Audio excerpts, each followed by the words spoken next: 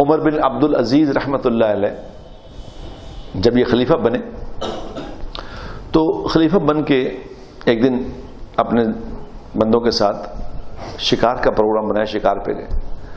شکار پہ گئے تو شکار کھیلتے کھیلتے دور نکل گئے.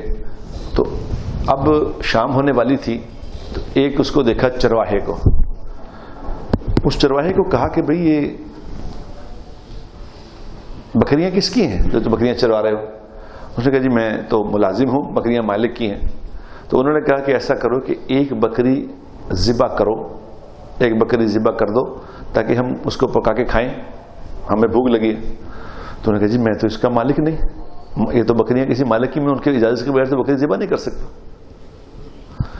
تو انہوں نے ان میں سے ایک آدمی نے کہا کہ کوئی ایسی بات نہیں, تو کہنا بھیڑیا کھا گیا تھا بکری, مالک کون سا دیکھ رہا ہے, یہاں کون سا مالک دیکھ رہا ہے, تم کہنا بھیڑیا کھا گیا. تو اس چرواہے نے حیران ہو کے دیکھا اس کی طرف. انہوں نے کہا مالک تو نہیں دیکھ رہا مگر اللہ تو دیکھ رہا ہے. عین اللہ, اللہ پھر کہاں گیا, اللہ تو دیکھ رہا ہے.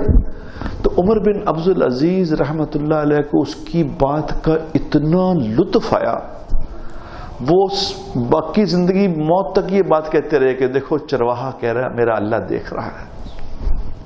اس چرواہے کو کہا کہ میں اس یہاں کا خلیفہ ہوں, میرے پاس آنا. اس کو اپنے پاس بلایا اور پاس بلا کے اس کو کہا جتنی تم بکریاں چلاتے تھے وہ ساری اتنی بکریاں تجھے ہدیہ, کہ تو نے اللہ کی کیسی بات کی کہ میرا اللہ دیکھ رہا.